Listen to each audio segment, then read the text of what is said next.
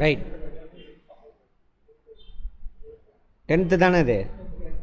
10th unit 7 முன்னாடியே பேசின கதை தான்.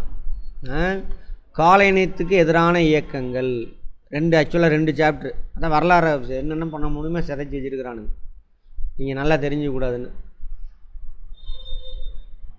காலனியத்துக்கு எதிரான இயக்கங்கள். காலனின்னா அது காலனியலிசம் இங்கிலீஷில். அதுக்கு எதிரான இயக்கங்கள். பிரிட்டிஷ்காரன் இந்திய நிலப்பகுதியை பிடிச்சி ஆட்சி செய்கிறான். ஒரு நாடு இன்னொரு நாட்டை பிடிச்சி ஆட்சி செய்ய அதானது கலோனியலிசம், இம்பீரியலிசம் அப்படின்னு சொல்லுவாங்க. அவன் ஆட்சி செய்யும் பொழுது இங்கே மக்கள் பாதிக்கப்படுறாங்க. ஸோ மக்கள் பார்த்துருப்போம், விவசாயிகள் போராட்டம் அதெல்லாம். அது மாதிரி முன்னாடி பார்த்தோம் இல்லையா, விவசாயிகள் போராட்டம் பார்த்தோம்ல, இண்டிகோ இயக்கம் அதெல்லாம், சந்தல் புரட்சி. ஸோ அதை பற்றி இங்கே பேசுகிறாங்க ஃபஸ்ட்டு பார்ட்டில். அதுக்கப்புறம் தேசிய தோற்றம், தேசியத்தின் தோற்றம். நம்மளாம் ஒரே நாடாக மாறுறதுக்கான ஃபஸ்ட்டு ஸ்டெப்பு. இப்போது நாடு முழுவதும் அங்கங்கே அந்தந்த மக்கள் தனித்தனியாக போராடிட்டு இருக்காங்கன்னு பார்த்தோமா. அப்போ இங்கிலீஷ்காரன் தான் ஒருத்தர் சொல்லுவான், ஏன்பா தனித்தனியாக போராடுறீங்க, எல்லோரும் ஒன்றா சேர்ந்து போராடுங்க அப்படின்னு. அப்போ எல்லா தலைவரும் ஒன்றா சேர்றாங்க. அதுக்கு பேர் தானே இது இந்தியன் நேஷ்னல் காங்கிரஸ், இந்திய தேசிய காங்கிரஸ். இது எனக்கு ரொம்ப இங்கிலீஷ்காரனோட சூழ்ச்சியாக கூட இருக்கும். பின்னாடி நம்ம என்ன பண்ணுவோம், இது ஒரே நாடாக இருந்ததுன்னா நம்ம ஈஸியாக என்ன பண்ணலாம், கார்பரேட் கம்பெனியோட சூழ்ச்சி. அந்த ஒரு ராஜாவை கரெக்ட் பண்ணிட்டோம்னா என்ன ஆயிரும், ஒரு பிரைம் மினிஸ்டர், நாடே அடிமையாயிரும். நம்ம பொருளை ஈஸியாக செல் பண்ணிக்கலாம். நமக்கு தகுந்த மாதிரி சட்டம், நமக்கு தகுந்த மாதிரி வரி விதிப்பு கொண்டு வந்தாலான்னு வச்ச சூழ்ச்சியாக கூட இருக்கும் எனக்கு என்னமோ. அப்போ இங்கிலீஷ்காரனோட தூண்டுதெல்லாம் இந்திய தேசிய காங்கிரஸ் உருவாகுது. அப்போ எல்லா தலைவரும் சேர்ந்து உட்காடுறாங்க. அப்போ நம்மெல்லாம் சேர்ந்து ஒரே நாடாக இருக்கலான்னு முடிவு பண்ணுறாங்க. சரியா? அதான் இதுதான் நடந்தது. இந்தியா ஒருபொழுதும் இந்திய துணைக்கண்டம் ஒரே நாடாக இருந்ததில்லை. எனக்கு தெரிஞ்சு ஒவ்வொரு கிராமமும் ஒரு நாடு, ஒவ்வொரு கிராமத்துக்கும் ஒரு பழக்க வழக்கம் அப்படி தான் இருந்திருக்கு. சரி, இப்போ இவங்களுடைய கண்ட்ரோல் என்னாச்சு, ஒரே நாடாக மாறுது. அப்போ ஒரே நாடாக மாறுறதுக்கு எது ஃபஸ்ட்டு, இது இந்திய தேசிய காங்கிரஸ் உருவானதான், இந்தியன் நேஷ்னல் காங்கிரஸ். இப்போ இந்திய நேஷ்னல் காங்கிரஸ் உருவாகி, இந்த பாடத்தில் இருக்கிறது மட்டும் சொல்கிறேன், உருவாகி அவங்க என்னென்ன போராட்டம் பண்ணாங்கன்னு 1916 வரைக்கும். 16 எது பார்த்தோம் அன்றைக்கி சொல்லியிருப்போம். 1916 என்ன விஷயம், தன்னாட்சி இயக்கம், ஹோம் ரூல் மூமெண்ட். அது வரைக்கும் இந்த பாடத்தில் இருக்குது, அதான் பார்க்க போகிறோம். இப்போ 2 பார்ட்டு. என்னது, ஒன்று காலனி ஆதிக்கத்துக்கு எதிரான போராட்டங்கள் என்னென்ன, சந்தல் புரட்சி அந்த மாதிரிலாம். இன்னொன்று என்னது, இந்திய தேசிய காங்கிரஸ் உருவாக்கம், அதுக்கான காரணங்கள். அப்புறம் அவங்க போராட்டம் 1906 ஒரு போராட்டம் நடத்தியிருப்பாங்க, அப்புறம் பிரிஞ்சிடுவாங்க. 1906 என்ன போராட்டம், என்ன போராட்டம், ஒரே சுதேசி இயக்கம். அதான் அந்த பாடத்தில் சொல்லியிருக்காங்க. இந்த அது ஏதோ டைட்டில் ஒரு மாதிரி போட்டிருக்காங்க, நாங்கள் அங்கே ஒரு மாதிரி போகுது. சரி, இது தனியாகவே வைக்கணும். எதை, இந்திய தேசிய இயக்கத்தை பற்றி அது தனி பாடமாகவே வைக்கணும். அதோடு நிற்கிது. சரி, அதான் காந்திக்கு முன்னாடி வரைக்கும் அன்றைக்கி சொல்லியிருப்பேன் அவுட்லைன் லைட்டாக. அறிமுகம், இன்ட்ரோடக்ஷன் என்ன சொல்கிறான்னு பாருங்கள். இன்ட்ரோடக்ஷன் படித்தீங்கன்னா புரியணும். 1757 என்னது, 1757 பிளாசி போர். வங்காளத்தை மறைமுகமாக அவன் கண்ட்ரோலுக்கு கொண்டுட்டு வருவானுங்க. ஆமாவா? பிளாசி போரில் வங்காள நவாப் சிராஜுத்தௌலா ஆங்கில கிழக்கிந்திய கம்பெனியால் தோற்கடிக்கப்பட்டார். சிராஜுத்தௌலா. அப்புறம் மீர் காசி, மீர் ஜாஃபர் வருவானுங்க. ஆமாம் தானே? ரைட். ஆங்கில படையின் தளபதியான ராபர்ட் கிளைவ் அதுதானே கைப்பற்றுவார். வங்காளத்தின் நவாப் படைக்கு தலைமையேற்று இருந்தவரும் சிராஜுத்தௌலாவின் சித்தப்பாவுமான மீர் ஜாஃபரின் ரகசிய ஆதரவை பெற்று, மீர் ஜாஃபர் ரகசிய ஆதரவுன்னு என்ன அர்த்தம், ரகசிய ஒப்பந்தம் போட்டுக்கிட்டான். இங்கேருந்து படம் போகும். அது முன்னாடி என்ன இன்சிடென்ட் நடக்கும், பிளாசி போருக்கு முன்னாடி என்ன இன்சிடென்ட் நடக்கும், பிளாசி போருக்கு முன்னாடி ஒரு இன்சிடென்ட் என்னது, இங்கே இருந்தது யார்?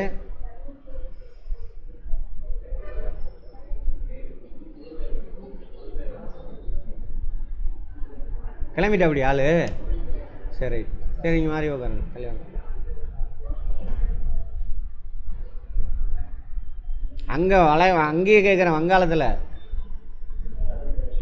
இருட்டறை சம்பவம். ஆ ஆ லாசி போருக்கு முன்னாடி தான் வரும் அது. ஆ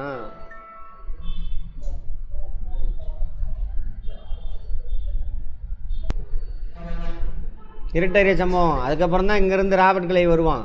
செகண்ட் கர்நாடிக் போரில் ஜெயிச்சுட்டு அவனை கூப்பிடுவாங்க. இவர் வந்து பிரச்சனை. ஆமாவா? கரெக்டா? அவன் தான் பிளாசி போர். கூப்பிட்டு சிராஜு தௌலாவை அவருக்கு எதிராக தான் வராங்க. மீர் ஜாஃபரை கூப்பிட்டு மறைமுகமாக ஒப்பந்தம் போட்டு அடுத்த நாள் என்ன ஆகும்? சண்டை கொஞ்ச நேரம் தான் நடக்கும் பிளாசி போர்.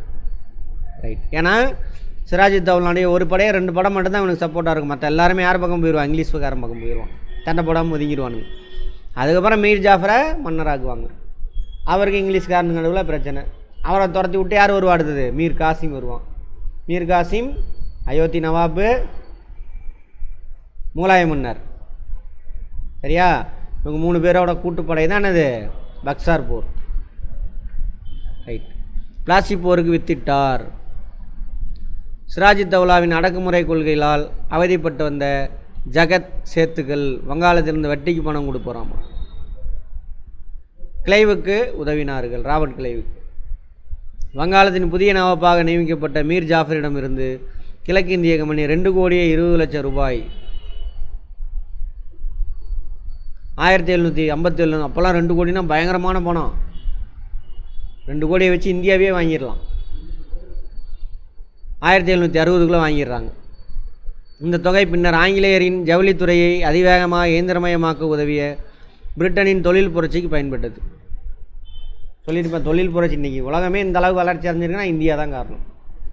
இன்றைக்கி வழி தேட வந்து தான் நான் ரிசர்ச் அண்ட் டெவலப்மெண்ட்லாம் நடக்குது. நிறையா நாடு, அமெரிக்கா, தென் அமெரிக்கா எல்லாமே கிடைக்குது. வட அமெரிக்கா, தென் அமெரிக்கா, அங்கேருந்து நிறையா செல்வம் அவனுக்கு கிடைக்குது. அந்த பணத்தை வச்சு தான் ரிசர்ச் அண்ட் டெவலப்மெண்ட் பண்ணுறானுங்க. அப்போ தானே அது தொழில் புரட்சி வருது. எல்லாம் பார்த்துருப்போம். ரைட். அதே நேரத்தில் இந்தியாவில் தொழில்கள் முடங்கவும், இந்தியாவில் தொழில் புரட்சினால என்னாச்சு? தொழில் முடங்குச்சின்னு பார்த்தோமா, பிரிட்டனில் தயாரிக்கப்பட்ட பொருட்களான சந்தையை இந்தியாவில் உருவாக்கும் வழிவகுத்தது. இந்தியா வந்து சந்தை, ரா மெட்டீரியல் கொடுக்கக்கூடிய விவசாய லேண்டு இந்தியா. அங்கே ஃபினிஷ்டு ப்ராடக்டாக மாற்றின பொருளை சேல் பண்ணுறதுக்கான லேண்டு இங்கே இந்தியாவில். இந்தியா கிழக்கிந்திய கம்பெனியால் கொள்ளையடிக்கப்படும் செயலானது மேலும் 190 ஆண்டுகளுக்கு நீடித்தது. ஆமாம் தானே? அப்போயிலிருந்து எது வரைக்கும்? 190னா எது வரைக்கும்? 1858 வரைக்கும் கிழக்கிந்திய கம்பெனி. 1858 அடுத்த 90 வருஷத்துக்கு யார்? East India Company. இது வந்து இந்த வார்த்தையை மாற்றிக்கணும். ஆங்கிலேயர்களால் அப்படின்னு போடணும். அப்போ தான் ரெண்டுமே அடங்கும். கிழக்கிந்திய கம்பெனினா 47 வரைக்குமே கிழக்கிந்திய கம்பெனி கொள்ளையடிச்ச மாதிரி இருக்கும். கிடையாது. பட் கிழக்கிந்திய கம்பெனி கொள்ளையடிச்சு தான் இருப்பானுங்க. ராஜா தான் பிரிட்டிஷ் கவர்மெண்ட்டு, வரி மட்டும் தான் அவன் வாங்கிக்குவான். மற்ற பிஸ்னஸ் எல்லாமே என்னது? கிழக்கிந்திய கம்பெனி தான். ஓகே, அந்த ஆங்கிளில் பார்த்தோம்னா ஓகே, ரைட். இந்திய துணைக்கண்டத்தில் 19ஆம் நூற்றாண்டின் தொடக்கம். 19ஆம் நூற்றாண்டுனா எப்போம்மா? 801. Very good. மத்தியிலும் தொடர்ந்து 20ஆம் நூற்றாண்டின் தொடக்கத்திலும் ஆங்கிலேய ஆட்சிக்கு எதிரான நடந்த பல்வேறு போராட்டங்கள் மற்றும் நிலைப்பாடுகளை விளக்குவதாக இந்த பாடம் அமைந்துள்ளது.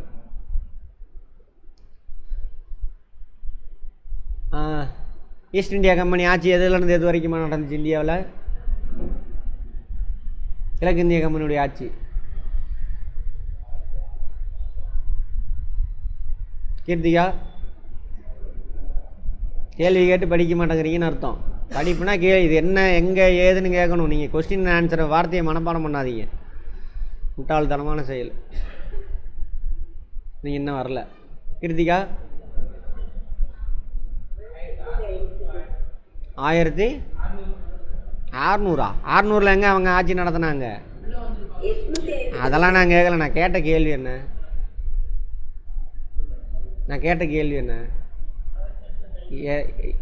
எந்த கால வரைக்கும் ஈஸ்ட் இந்தியா கம்பெனி இந்தியாவை ஆட்சி செஞ்சான்? 858. இப்போ ஆன்லைனில் கரெக்டாக சொன்னீங்க. யார்? மணிமேகலையா? 1764 வச்சுக்கோங்க. 64 தான் ஜமீன்தாரி இதாக வாங்குவோம். 64லேருந்து 1858 வரைக்கும் ஈஸ்ட் இந்தியா கம்பெனி ஆட்சி செஞ்சுருப்பான். பிஸ்னஸ் கடைசி வரைக்கும் செஞ்சுருப்பான், அதை விட்டுருங்க. அதுக்கப்புறம் யார்கிட்ட போங்க ஆட்சி? பிரிட்டிஷ் கவர்மெண்ட்டோட ஆட்சி எதுலேருந்து எது வரைக்கும்? 1858 பிரிட்டிஷ் கவர்மெண்ட்டே ஆட்சி செய்வாங்க. 1947. ஆனால் ஈஸ்ட் இந்தியா கம்பெனி இங்கே பிஸ்னஸ் பண்ணிட்டு தான் இருப்பான். இதில் என்ன ஆகுதுன்னா 1833ன்னு நினைக்கிறேன், 33 இல்லை 53, அது வரைக்கும் ஈஸ்ட் இந்தியா கம்பெனி மட்டும் தான் அங்கே பிஸ்னஸ் பண்ணியிருப்பான். 53. ஆமாம். அதுக்கப்புறம் கவர்மெண்ட் என்ன பண்ணிடும், நீ ஈஸ்ட் இந்தியா கம்பெனியாக என்ன நிறைய கம்பெனி இப்போ அங்கே இருக்குல்ல, அதானி கம்பெனி, அம்பானி கம்பெனி எல்லோரும் இருக்கானுங்க. அது மாதிரி அங்கே இருக்கக்கூடிய எல்லா கம்பெனி நீங்கள் ஈஸ்ட் இந்தியா, அது வரைக்கும் ஈஸ்ட் இந்தியா கம்பெனி மட்டும்தான் இங்கே இந்தியாவில் பிஸ்னஸ் பண்ணணும் அங்கே சட்டம் இருந்திருக்கும். அதுக்கப்புறம் அந்த பட்டய சத்திரத்தில் என்ன பண்ணுவாங்க, மற்றவனு போய் பிஸ்னஸ் பண்ணுன்றாங்க. அப்போ ஈஸ்ட் இந்தியா கம்பெனி மட்டும் இங்கே பிஸ்னஸ் பண்ணிகிட்டு இருந்தது போக அவங்க நாட்டில் இருக்கக்கூடிய மற்ற கம்பெனி வந்து இங்கே பிஸ்னஸ் பண்ணுவாங்க. அவங்களுக்கு சாதகமாக தான் என்ன போட்டது, ரயில்வே ட்ராக் போட்டது, இன்ஜினியரிங் காலேஜ் கொண்டு வந்தது, அணைகள்லாம் கட்டினது, எல்லாமே யாருக்காக? இந்த நாட்டு மக்களுக்காக இல்லை, அந்த கம்பெனிக்கு சாதகமாக. இப்போ எப்படி 4 வழிச்சாலையெல்லாம் போட்டானுங்களோ உங்களுக்காகலாம் போடல. அதெல்லாம் 4 வழிச்சாலையெல்லாம் ரோடு போட்டதெல்லாம் மக்களுக்காக அப்படின்னு போட்டது வந்து தமிழ்நாடு மட்டும்தான். இவனுக்கு போட்டிருக்க 4 வழிச்சாலையெல்லாம் கார்பரேட் கம்பெனிக்கு உதவுறதுக்காக.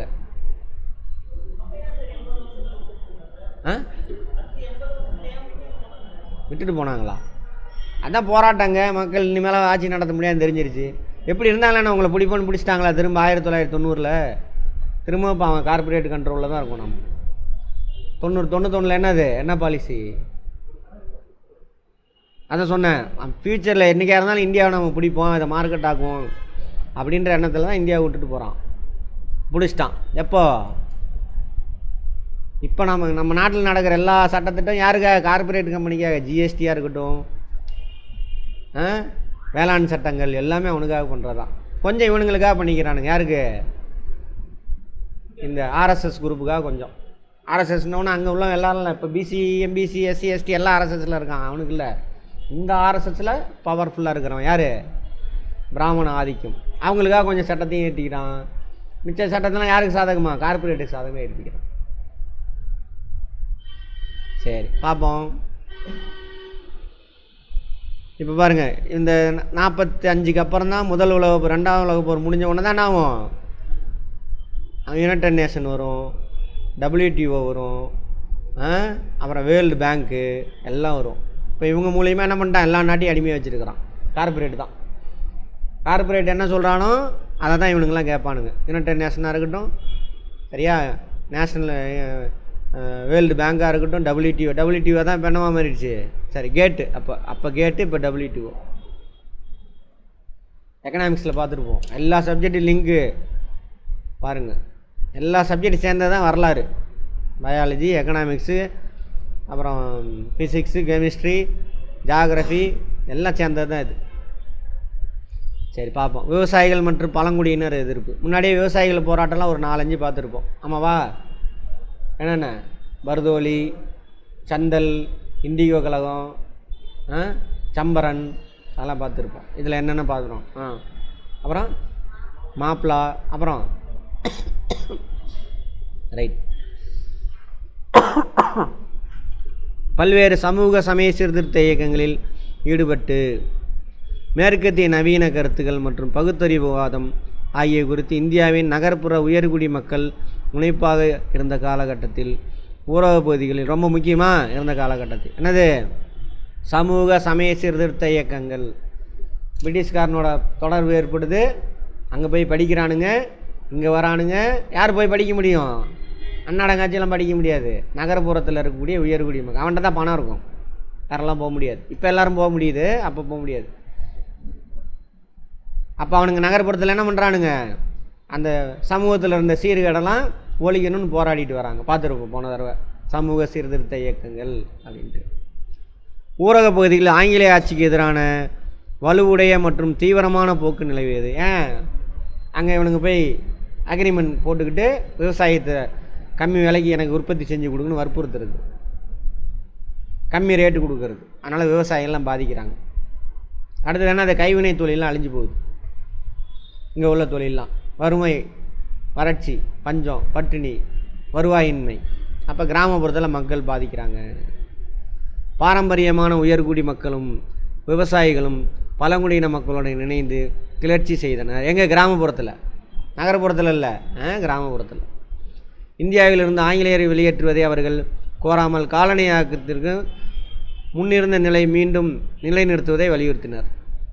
உனக்கு வரதுக்கு முன்னாடி எப்படி இருந்துச்சு அது மாதிரி வரணும் அப்படின்னு சொல்கிறாங்க. ஆங்கிலேய ஆட்சியில் கிட்டத்தட்ட ஒரு 100க்கும் குறையாத எண்ணிக்கையில் விவசாய கிளர்ச்சிகள் நடந்தன. 100 கிளர்ச்சி இருக்குது. அதை பிரிக்கிறாங்க, அந்த கிளர்ச்சிகளை பிரிக்கிறாங்க. எத்தனை, ஒரு 4 கேட்டகரியாக பிரிக்கிறாங்க. மறுசீரமைத்தலுக்கான கிளர்ச்சிகள். இந்த வகையான போராட்டம் பழைய முறைகள் மற்றும் பழைய சமூக உறவுகளை நிலைநிறுத்தும் முயற்சிகளோடு தொடர்புடையது. என்னது பழைய முறை, பழைய சமூக உறவுனா ஜாதி கட்டமைப்பு, எல்லாத்தையும் படிக்க வைக்கிறது, அதெல்லாம் நீ செய்யாத, கை வைக்காத அப்படிங்கிறாங்க. சதி ஒழிக்கிறது கொண்டு வந்தது, குழந்தை திருமணம், பெண் கல்வி, இதெல்லாம் கொண்டு வரான் இங்கிலீஷ்காரன். அதெல்லாம் பண்ணாத, எனக்கு பழைய முறைக்கு கொண்டு வா அப்படின்றானுங்க. யார் பண்ணியிருப்பா அந்த வேலையை? உயர்குடி மக்கள். அடுத்து சமய இயக்கங்கள். இத்தகைய இயக்கங்களுக்கு தலைமையேற்ற சமய தலைவர்கள் சமய சிந்தனைகள் அடிப்படையில் சமூகத்தை சீரமைப்பதன் மூலம் உள்ளூர் மக்களின் விடுதலைக்காக போராடினார்கள். சமய இயக்கங்கள்.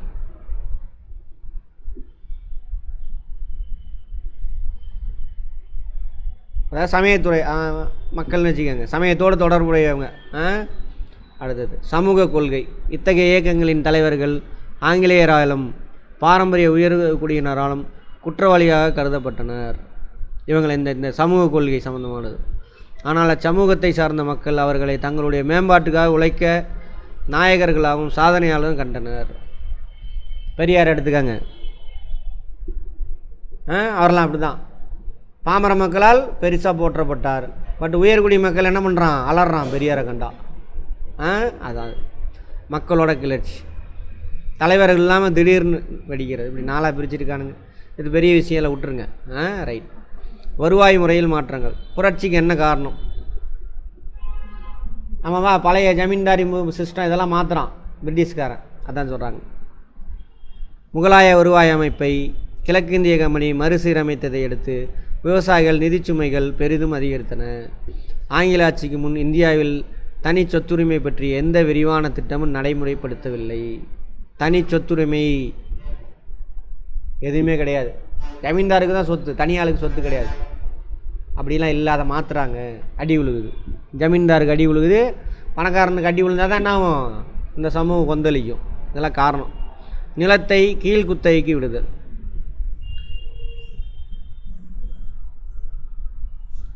இப்போ எனக்கு ராஜா ஒரு ஜமீன்தார் ஒரு 20 ஏக்கரை கொடுத்துருக்கான். நான் என்ன பண்ணுறேன், அந்த 20 ஏக்கரை நான் ஒரு 5 ஏக்கரை வச்சுட்டு 5 ஏக்கரை கீழே மற்றவனுக்கு பிரித்து கொடுக்குறது. இந்த கீழ்குத்தகை. நிலத்தை குத்தகைக்கு விடுவதும் கீழ்குத்தகைக்கு விடுவதும் விவசாயிகளை பெரிதும் சிக்கலாக்கியது. ஜமீன்தாரர் தன்னிருந்த நிலத்தை பெரும்பாலும் தன்னை சார்ந்திருந்த நிலப்பரப்புகளுக்கு குத்தகைக்கு விட்டார். பதிலுக்கு நிலப்பரப்பு விவசாயியிடமிருந்து ஒரு குறிப்பிட்ட தொகையை வசூலித்து கொடுப்பார். அவர்கிட்ட கொடுத்துட்றான். இதனால் விவசாயிகள் மீது வரி சுமை அதிகமாச்சு. ஏன்னா விவசாயம் என்ன பண்ணும், கொடுத்தானாக்கா ஜமீன்தார் ராஜா கொடுக்குறதும் விவசாயி தான் கொடுக்கணும். ஜமீன்தாருக்கான வருவாய் என்ன பண்ணும், கொடுக்கணும். விவசாயி பாதிக்கப்படுறான். சரி, விவசாயிகளின் கிளர்ச்சி. சரி, இது 2 காரணம் விவசாயிகள் கிளர்ச்சிக்கான காரணங்கள்.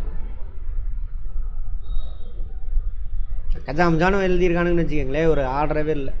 19ஆம் நூற்றாண்டின் தொடக்கத்தில் வெடிக்க தொடங்கிய விவசாயிகளுடைய கிளர்ச்சியில் இந்தியாவில் ஆங்கிலேய ஆட்சிக்கு முடிவுக்கு வரும் வரை தொடர்ந்தது. பார்சின்னா என்னது, பார்சிகள், அது ஒரு மதம். ஜொராஸ்ட்ரிசம், அதாவது பெர்சியாவில் இருந்து வந்திருக்கும். ஹாஜி ஷரியத்துல்லா என்பவரால் 1818ஆம் ஆண்டு பார்சி இயக்கம் தொடங்கப்பட்டது. இங்கே தானே பார்சி இயக்கம். ஓகே. 1839இல் ஷரியத்துல்லா மறைந்த பிறகு இந்த கிளர்ச்சிக்கு அவரது மகன் டுடு மியான் தலைமையேற்றார். பார்சிகள்லாம் ஒன்றா சேர்ந்து இது ஒரு மரத்தை பின்பற்றுறவங்க பார்சிகள். அவர் தொடங்குறார். யார் தொடங்கினது? ஹாஜி ஷரியத்துல்லா 1818. 39 அவர் இறந்தவுடனே அவருடைய பையன் டுடுமியான் அவர் வரி செலுத்த வேண்டாம் என்று விவசாயிகளை கேட்டுக்கொண்டார். வரி செலுத்தக்கூடாது, வரி கூட இயக்கம் முதல்ல அவர் தான் கொண்டு வராரு. பொதுமக்கள் நிலத்தையும் அனைத்து வளத்தையும் சரிசமமாக அனுபவிக்க வேண்டும் என்ற எளிய கொள்கையில் இந்த அறிவிப்பு பிரபலம் அடைந்தது. ஏன்னா பொதுமக்கள் நிலத்தையும் அனைத்து வளத்தையும் சரிசமமாக அனுபவிக்கணும். ஜமீன்தார் மட்டும் அதிகமாக பயங்கர பணக்காரனாக இருக்கான், அப்படி இருக்கக்கூடாது அப்படிங்கிறார். சமத்துவ இயல்பிலான மதம் குறித்து வலியுறுத்திய டுடுமியான் நிலம் கடவுளுக்கு சொந்தமானது என்று அறிவித்தார். எனவே வாடகை வசூலிப்பது, நீ நிலத்துக்கு என்ன பண்ணக்கூடாது, வரி வசூலிக்கக்கூடாது அப்படின்றாங்க. வரி விதிப்பது இறை சட்டத்துக்கு எதிரானது அப்படிங்கிறார். யார்? டுடுமியான் பையன், ஹாஜி அரியத்துல்லாவோட பையன். கிராம அமைப்புகளின் கட்டமைப்பு மூலமாக பெரும் எண்ணிக்கையிலான விவசாயிகள் ஒன்று திரட்டப்பட்டன. 1862 டுடுமியான் மறைந்த பிறகு 1870களில் நோவாமியான் என்பவரால் இந்த இயக்கம் மீண்டும் உயிர் பெற்றது. இப்போ நடுவில் 8 வருஷம் என்ன ஆயிடுச்சு, யாருமே இல்லை. இப்போ 3 பேர் பார்சிகள், அங்கே தான் வட இந்தியாவாக தான் இருக்கும். வட இந்தியா வடமேற்கு இந்தியாவாக இருக்கும். உங்களுடைய இதே என்னது 1818 1870 வரைக்கும் நமக்கு இருக்குது. 3 பேர். யார்? ஹாஜி இதயத்துல்லா, டுடுமியான், அப்புறம் யார்? நோவாமியான். உங்களுடைய கொள்கை என்னது? வரி கட்டாத, எல்லாருக்கும் சமமாக பிரிச்சுக்கிட்டு வாழணும். சரியா? ஏன்னா நிலம் யார் கொடுத்தது? இறைவன் கொடுத்தது. உனக்கு எதுக்குடா நான் வரி கொடுக்குறேன், நீ நோவாமல் உட்காந்து சாப்பிட்டுட்டு இருப்பான்னு கேள்வி கேட்குறார். சரியா? அடுத்து பரசத்தில் வகாபி கிளர்ச்சி. பரசங்கிறது இடத்துல ஒரு இடம். ஆங்கிலேய ஆட்சிக்கும் நிலப்பரப்புகளுக்கும் எதிராக துவங்கப்பட்டதாகவும் வங்காளத்தில் பரச பகுதி. பரசம், ஆமாம், முன்னாடி பார்த்தோம்ல, இது பரசம் இல்லையா? ஆமாம், ரைட்டு. வகாபி போதனைகளால் பெரிதும் ஆழமாக ஈடுபட்டவராக திறந்த இஸ்லாமிய மதகுர் டிடுமீர் வகாபி. அதே மாதிரி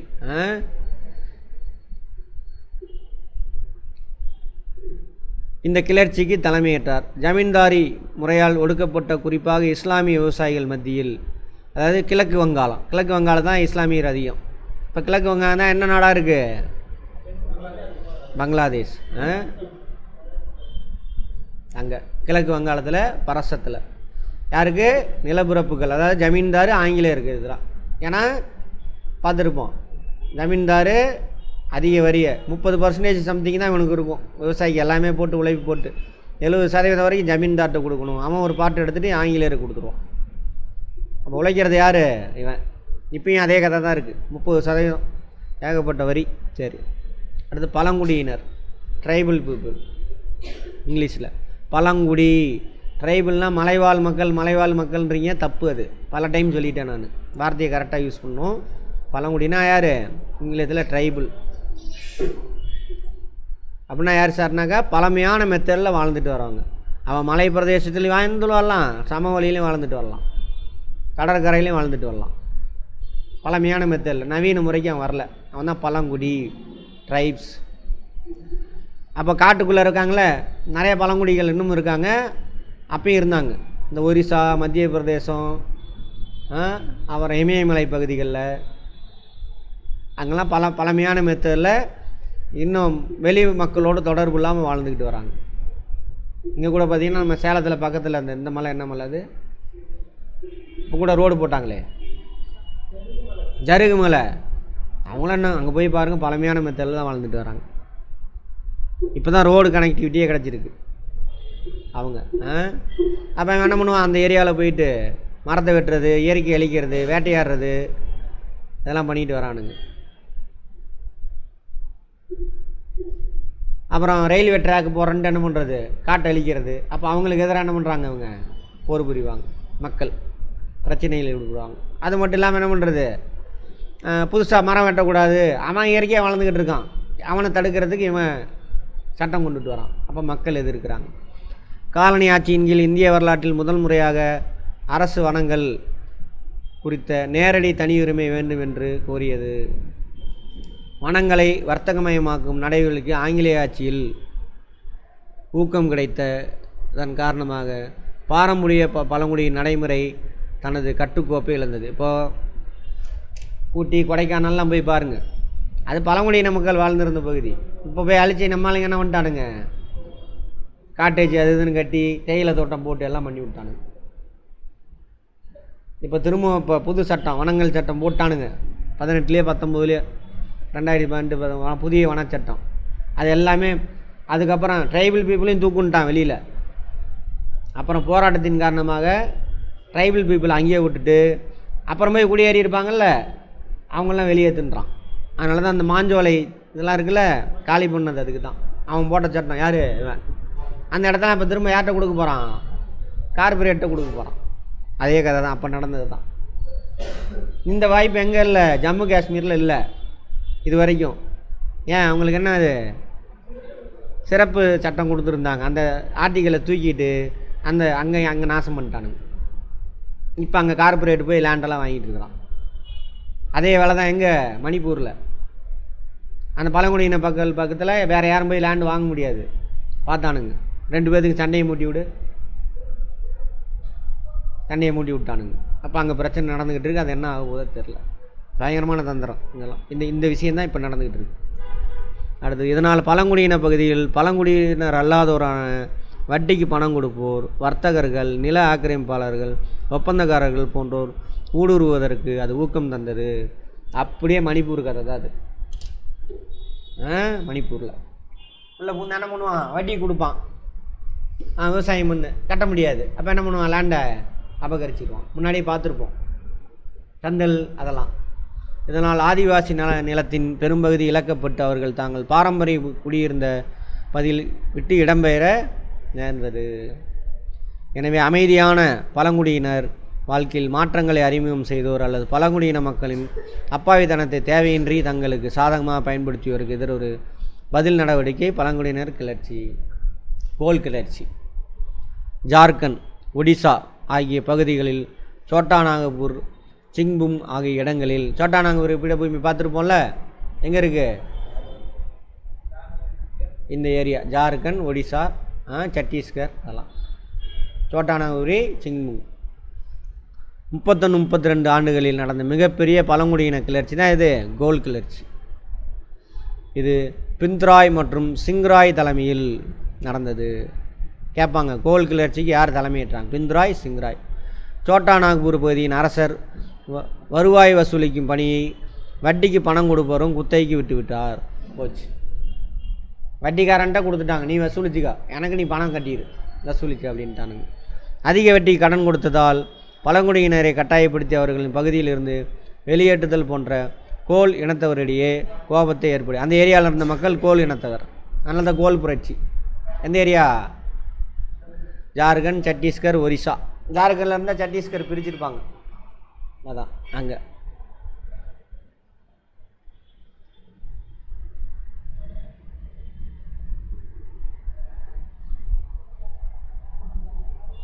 கோபத்தை ஏற்படுத்தியது.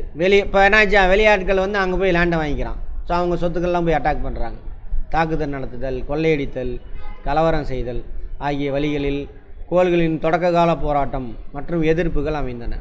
சரியா? அதனை அடுத்து வட்டிக்கு பணம் கொடுப்போர், வர்த்தகர்கள் ஆகியோர் கொல்லப்பட்டனர். ஃபஸ்ட்டு கொள்ளையடிக்கிறது, திருடுறது அதோடு நிறுத்தினானுங்க. இப்போ போய் என்ன பண்ணுறது, அதுக்கு மேலே கொலை பண்ணுறதுல அளவுக்கு போயிட்டானுங்க. மேளங்களை முழங்கியும் அம்புகளை எய்தும் வெளியாட்களை வெளியேறச் செய்யும் எச்சரிக்கைகளை செய்தும் பல வகையில் பழங்குடியின தலைவர்கள் தங்கள் கிளர்ச்சி பற்றி செய்தியை பரப்பினர். மேலே அடித்து அம்பு விடுறது இதெல்லாம். ஆங்கிலேய அரசு பெரிய அளவிலான வன்முறை மூலம் இந்த கிளர்ச்சியை அடக்கியது. எந்த ஆண்டுகளில்? 1831-32. எந்த ஏரியா? ஜார்க்கண்ட், ஒடிசா. ஓகேயா? அந்த பழங்குடியின மக்களோட பேர் என்ன? கோல். தலைமையேற்றவங்க யார்? பிந்த்ராய், சிங்ராய். எப்படி போராட்டத்தை கையாண்டாங்க? கொள்ளையடிக்கிறது, வெளியாட்கள்கிட்ட அடித்து துரத்துறது, அப்புறம் கொலை பண்ணுறது, அப்புறம் அடக்குறாங்க. இந்த 2 ஆண்டுகளில் நடந்தது. அடுத்தது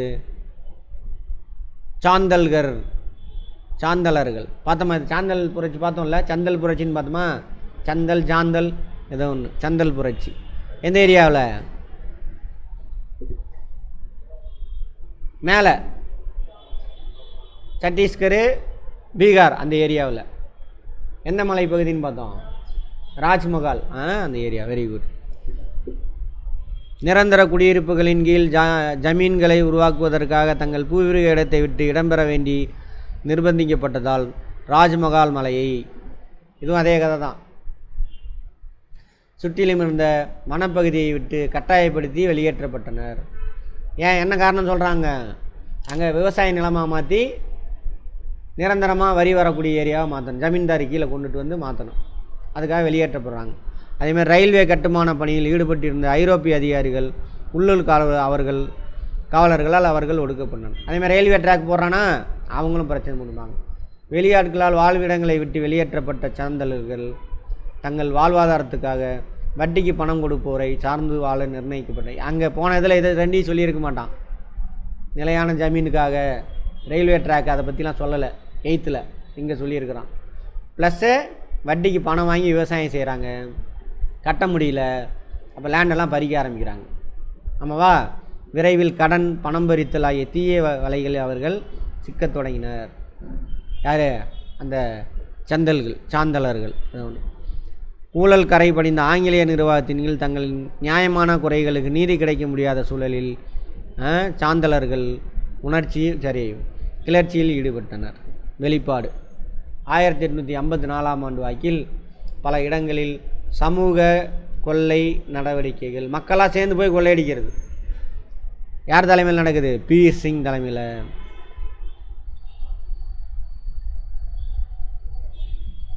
மகாஜனங்கள்லாம் பெரிய ஆள், ஊரில் பெரிய ஆள்னு வச்சுக்கோங்க. வர்த்தகர்களுக்கு எதிராக இது நடக்குது 1854. 8th இயர் கரெக்டா? 1855 சித்து, கனு ஆகிய 2 சாந்தலர்கள் சகோதரர்கள் கிளர்ச்சியை தலைமையேற்று நடத்த வேண்டி தங்களுக்கு கடவுளிடமிருந்து தேவ செய்தி கிடைத்ததாக அறிவித்தனர். கடவுள் பேரை சொன்னா எல்லாரும் கூடிடுவானுங்க தான். சித்து, கனு. ஃபஸ்ட்டு உருவாக்குனது யார்? பீர் சிங் 54. 55 சித்துவும் கனுவும் வராங்க. 1855ஆம் ஆண்டு ஜூலை மாதத்தில் கிளர்ச்சியானது மகாஜனங்கள், ஜமீன்தாரர்கள், ஆங்கில அதிகாரிகள் ஆகியோருக்கு எதிராக வெளிப்படையாக கிளர்ச்சியை உருவெடுத்தது. வில் மற்றும் விஷம் தடவிய அம்புகள் ஏந்தியவாறும் கோடாரிகள், கத்திகள் ஆகியவற்றுடனும் ராஜ்மஹால், பாகல்பூர் நோக்கி கம்பெனி ஆட்சிக்கு முடிவு கட்டப் போவதாக முழக்கமிட்டபடி பேரணியாக சென்றனர். பேரணியாக சென்றால் என்ன ஆகும்? தூத்துக்குடியில் நடந்தது பார்த்தாலும் அதே தான் நடக்கும். அப்போ கலவரத்தை உண்டு பண்ணி எல்லாத்தையும் சுட்டு துரத்த வேண்டியதுதான்.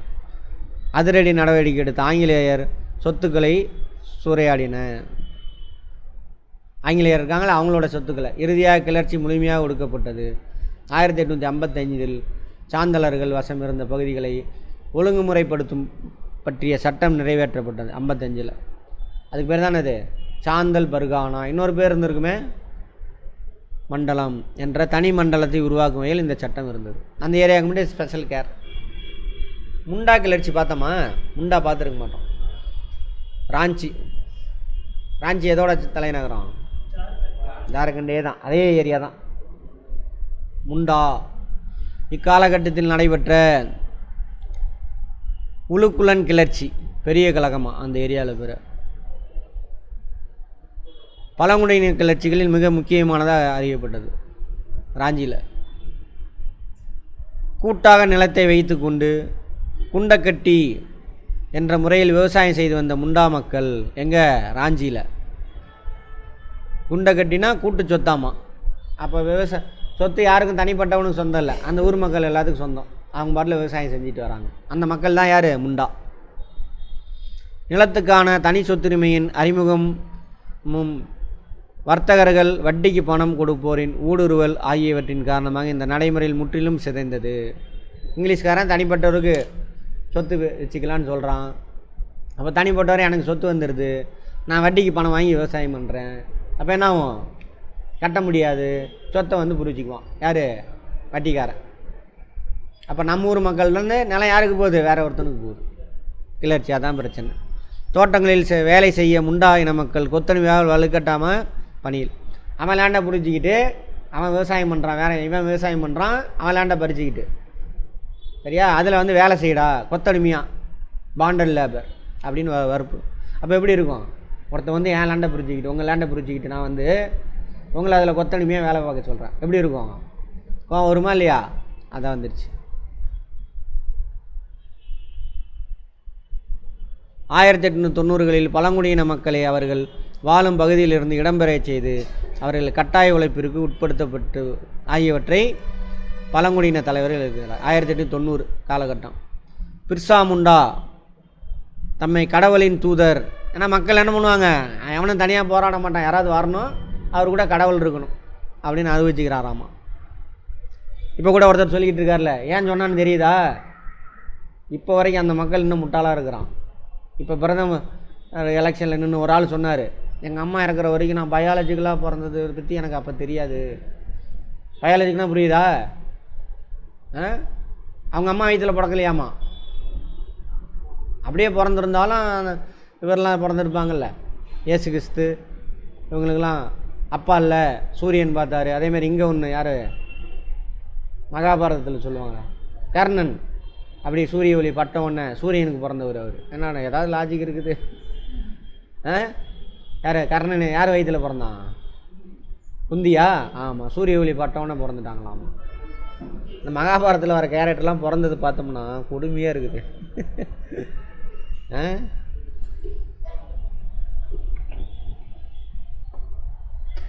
குதிரைக்கு பிறந்திருப்பானுங்க. ஐயோ சரி, அது போய் படித்து பாருங்கள். மகாபாரதம் எல்லாத்தையும் ஒரிஜினலாக. ஆமாம், இல்லை டைரெக்டாக தந்தை இல்லை அப்படின்ற மாதிரி. ஏன்னா மக்கள் நம்ம அறியாமையில் இருக்கிறோம். அதனால தான் இப்போ இன்னும் வட இந்திய மக்கள் அறியாமையில் இருக்கிறோம். அதனால தான் அந்த வார்த்தையை யூஸ் பண்ணார், நான் கடவுளோட தூதர் அப்படின்னு கடைசி நாள் சொன்னாரா? ஆமாம். யார் பிரதம இதுக்கு நின்னார்ல அவர்.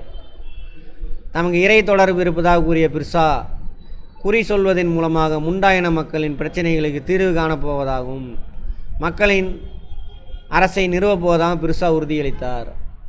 பிர்சா முண்டாவின் பிரபலத்தை பயன்படுத்தி மேலும் அதிக எண்ணிக்கையில் பிர்சா இன மக்களை இந்நோக்கத்துக்காக ஒன்றிணைக்க முண்டா தலைவர்கள் முயன்றனர். இப்பயும் பாருங்க, அங்கே வட இந்தியாவில் ஒரு சாமியார் வந்துட்டானோன்னு கூட்டம் போய் எத்தனை பேர் செத்து போனானுங்க.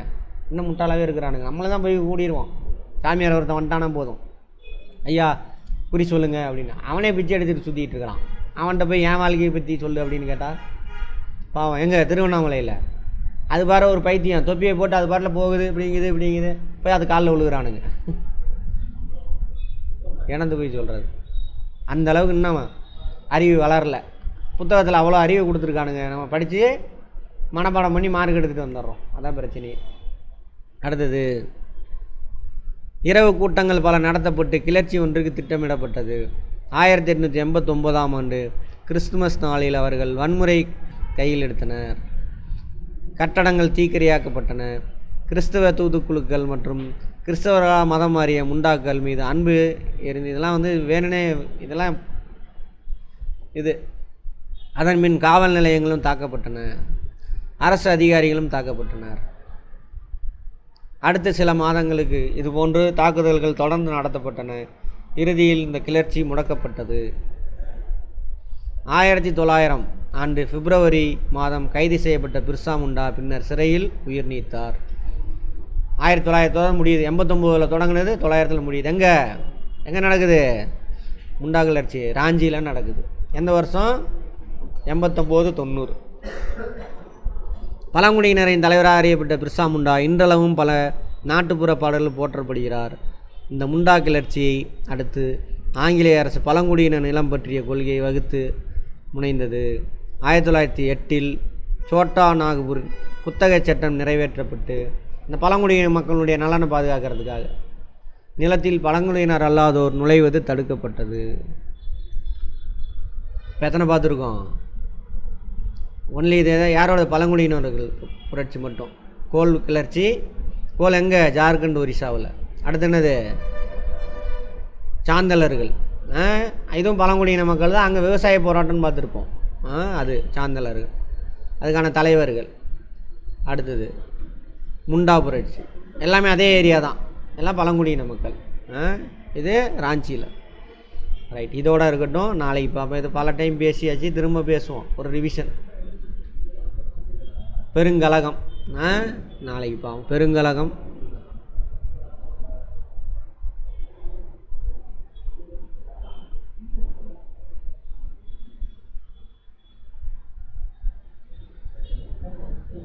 அங்கே மட்டும் நடந்திருக்கும், அதனால் அந்த இடத்த மட்டும் போட்டிருக்கோம். பெருங்காலங்க வேண்டாமல் விட்டுலாமா? ஆ ஆ ஸ்கிப் பண்ணிடலாம். பேசுனதே தான் வரும் ஒரே மாதிரி.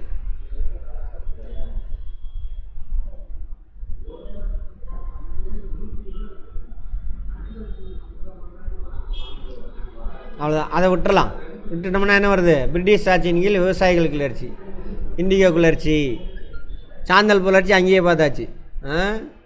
தக்கான கலவரம் பார்த்தோமா? அதெல்லாம் அவ்வளோதான். இது ரெண்டு மட்டும் அது கூட விட்டுறலாம். இது ரெண்டும் பார்த்தாச்சு, முன்னாடி சொல்லியாச்சு. தக்கான கழகம், இண்டிகோ புரட்சி. இண்டிகோ புரட்சி எங்கே நடக்கும்?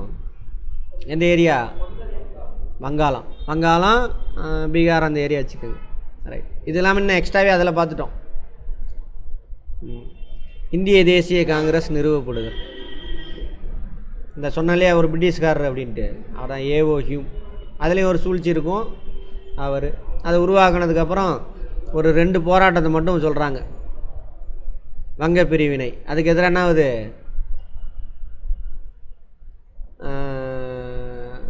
சுதேசி இயக்க போராட்டம் வருது வங்க பிரிவினைக்கு அப்புறம். சுதேசி இயக்கம். அதுக்கப்புறம் மீண்டும் வங்கத்தை இணைச்சிடுவாங்க. அதெல்லாம் 1911 வரைக்கும் போட்டிருக்காங்க. 11 தான் இணைப்பாங்க மீண்டும். அது ஒன்று தான். அப்புறம் அந்த சுதேசி இயக்கத்தப்போ 2ஆக பிரிஞ்சிடுவாங்க.